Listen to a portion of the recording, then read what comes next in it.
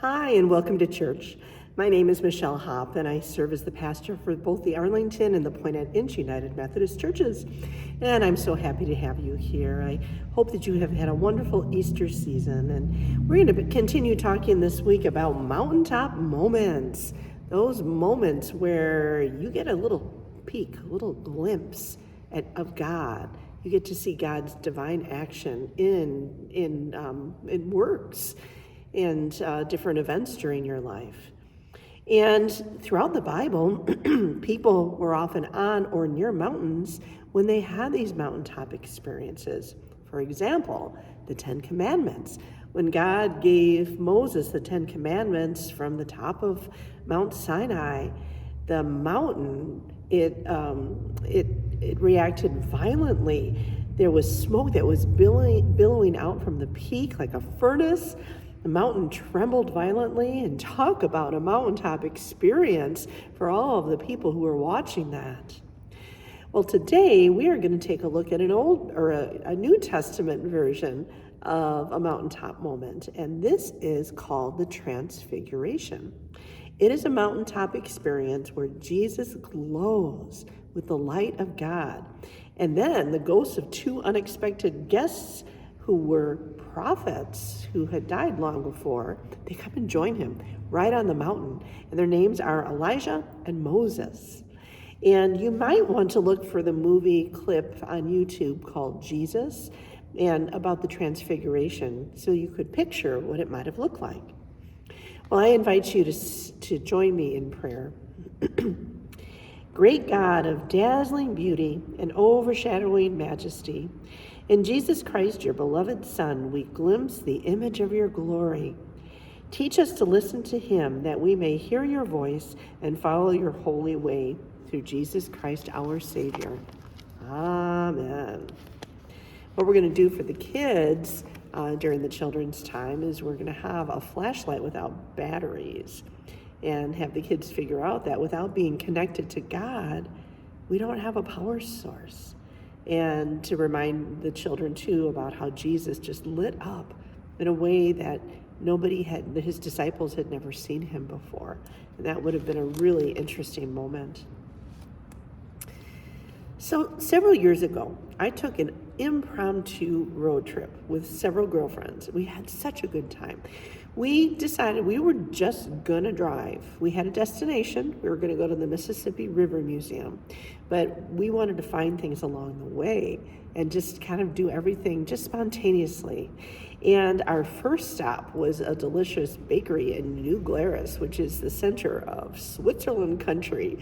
And we went to the New Glarus bakery, and it was so hard to decide what treat we were going to buy ourselves for our breakfast, which we ate in the car on the way. And then after we were all sugared up, we kept driving. We went to Dickeyville, where there is a grotto, a Catholic grotto, and it was beautiful. The walls were made with stone and pieces of broken pottery. There was another little shop where you could buy Catholic relics. Well, relic might not be the right word, but Catholic saint things. And you can tell I'm not a Catholic, but you get the idea. Really cool things about the Catholic faith. And we just took our time. We were exploring every nook and cranny and just having a wonderful time. And then eventually we got to the Mississippi River Museum, which is in Dubuque, Iowa. And it is so cool because you can go outside and there's an exhibit there. You can go on a real steamboat, which is really cool. And then inside there's so many displays and theaters where you're actually sprayed with water. And there is a huge aquarium that has all of the species that are in the Wisconsin and Mississippi rivers, well, Mississippi primarily. It was just so cool to see the things that we swim with when we go swimming in the Wisconsin River or Mississippi River, and just to see what's all in there. And it was just a beautiful day. It was one of those days that I wanted to recreate. I wanted to bottle it so that I could experience it again and again and again, because it was just that cool.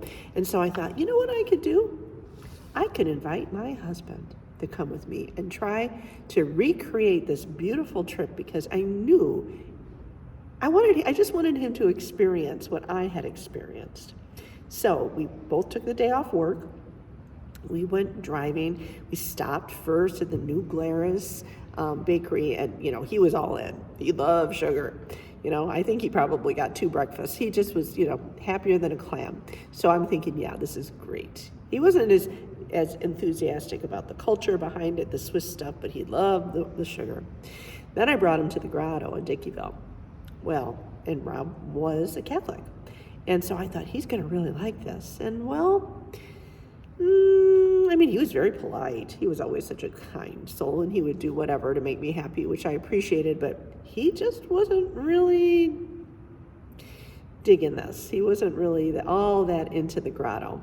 So then we went on to the Mississippi River Museum, where I thought, for sure, I've got him here, because he lived hunting and fishing. He was always across the street from our house, almost every day, fishing. He knew everything that was in the Wisconsin River. I figured, how different can the Mississippi River be?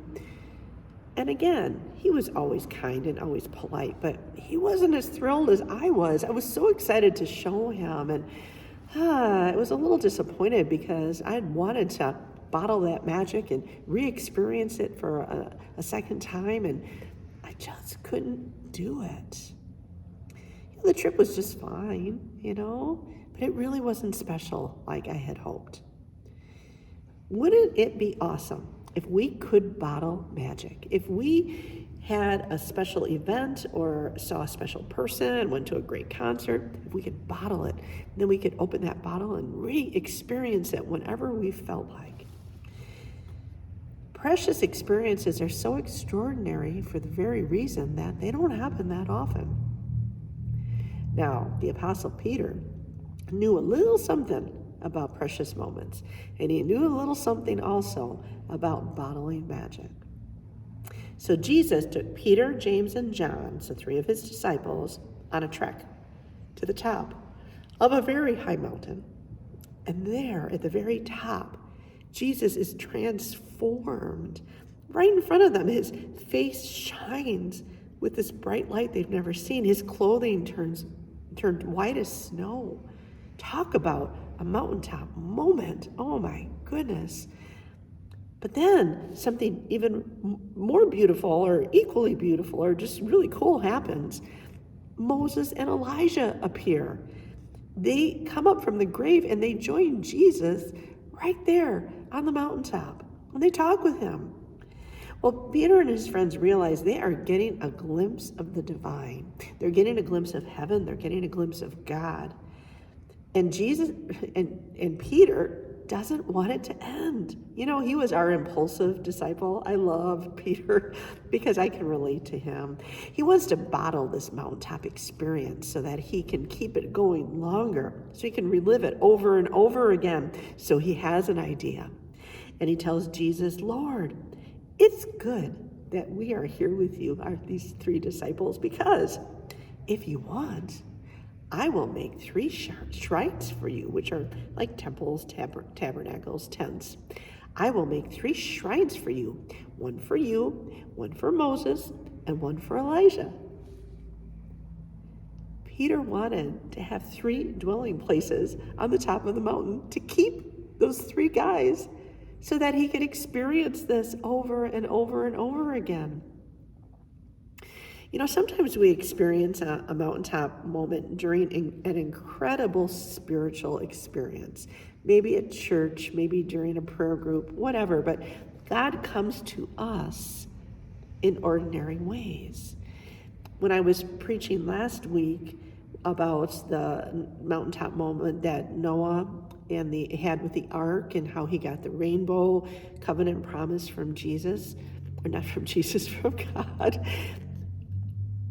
That morning, that Sunday morning, when I was driving to work or to church, it was a really cloudy day, and all of a sudden, there was this little sliver of a rainbow in the clouds. And I was like, that's a message for me. It was almost like it was created just for me. I interpreted that as God saying, I know what you're going to do, Michelle. I know what you're going to talk about today, and I'm so happy. Those are those moments where it's just ordinary life, and you get that little breakthrough from God that if you're really paying attention, you just know it's a mountaintop moment. Sometimes we'll have those moments when we're reading a poem that's very meaningful, or singing a hymn or contemporary worship song, or maybe just talking to a friend, or taking a walk and seeing something in nature. When God breaks through into our everyday lives, we do not want that moment to end. When we recognize the divine, we don't want it to end. We wish we could bottle that magic. But we can't. We can't build a shrine around Jesus and his ghostly friends. We can't perfectly recreate that memorable road trip. But what can we do? Well, we can learn what these precious God moments feel like, so that after a while, when we see them, we know what they are. In the past, I may have just said, oh, that's kind of a cool little teeny bit of a rainbow. But instead, I knew it was a breakthrough of God into my life, into my heart. The more you look for them, the more you find them. The more you realize that God is breaking through all the time. We just have to see it. I'd like to bless you with some blessings from Kate Bowler and Jessica Ritchie from that book Good Enough that I can't seem to stop using. They have a devotion called Bottled Magic, and I want to give you the blessings that they have blessed me with. Blessed are we who recognize that spark, that glimmer of transcendence that feels otherworldly, like points of light that converge to reveal a reality we can scarcely believe, yet somehow we remember in the depths of our souls. The sunrise that no picture can capture. You've experienced that, right, friends? Where you see something beautiful and you take out your phone and you take a picture and it doesn't look the same. That moment of clarity we can't exactly describe. That quality time with a friend we can't duplicate, like my road trip. It is a magic that is diffused with delight and goodness and beauty and joy, and we know it was you, oh God. Blessed are we, more alive to the desire that we have been awakened, and our desire becomes longing, and longing faith in the certainty of unseen things. Blessed are we who stand here on this bedrock, glad to gaze toward what light remains now with our grateful hearts. Amen. We may not be able to bottle the magic of our mountaintop experiences, but we can commemorate them. Even the ancient Israelites struggled with when they felt that God was so far away. So their leader Samuel found a way for them to remember that God is always present and will always help them. And that has to do with a word or a name that you might associate with Christmas, and that is Ebenezer. So we probably all are familiar with Ebenezer Scrooge. We talked a lot about him during our Advent series. We're going to talk what Ebenezer meant to the Israelite people. So Samuel, he took a stone, a big stone, and he marked it, and he placed it in a place where the people would remember that God protected them from their enemies, the Philistines. And he named the rock Ebenezer. And you know what that means? God's helper. So the next time you have had a breakthrough mountaintop moment with God, create your own Ebenezer. Find a lovely stone or a rock, write the name of the God moment on it, and place it in a place that will remind you of that magical moment. I should do that with my rainbow, because that would be a good thing for me to remember. There is a hymn that mentions an Ebenezer, and it is one I really like. Come thou fount of every blessing. It was written in 1758 by Pastor Robert Robinson. He was only 22 years old. Now, Robert Robinson was a rebellious boy, and when his father died, his behavior got way out of control, and his mom sent him away to London to become an apprentice and learn a trade. But he got into even more trouble there, and he became a gang leader. Well, when he was 17, he went to a revival service where a well-known Methodist preacher, George Whitefield, was preaching. And something happened that Robert wasn't expecting. After hearing the message, he was deeply moved and started to rethink his life. Now, nearly 3 years after he heard that sermon by George Whitefield, he joined the Methodists, and he felt a call to preach. He was appointed by John Wesley, the founder of Methodism, to the Calvinist Methodist Chapel in Norfolk, England. Now, to accompany his sermon for Pentecost Sunday in 1858, the third anniversary of his conversion, he wrote the hymn, "Come Thou Fount of Every Blessing." Now, the first verse is about praising God, and it's beautiful. But the last two verses are like his spiritual autobiography. And the Ebenezer reference is in verse 2. So friends who are watching here, go to YouTube, look up "Come Thou Fount of Every Blessing" with lyrics, listen to it, and enjoy the reference to the Ebenezer. And know now that you know the story behind it, and know that it is this pastor's autobiography, and I hope you enjoy that experience. So I would like to send you out with yet another blessing. You are going to be blessed a lot today. Go now and speak of what you have seen of God's glory on the mountaintop. And may God shine the light of glory and transform your hearts. May Jesus be with you and never leave you. And may the Spirit empower the image of God that is within you. Bring God's light to those you meet. And may your acts of love transform the world.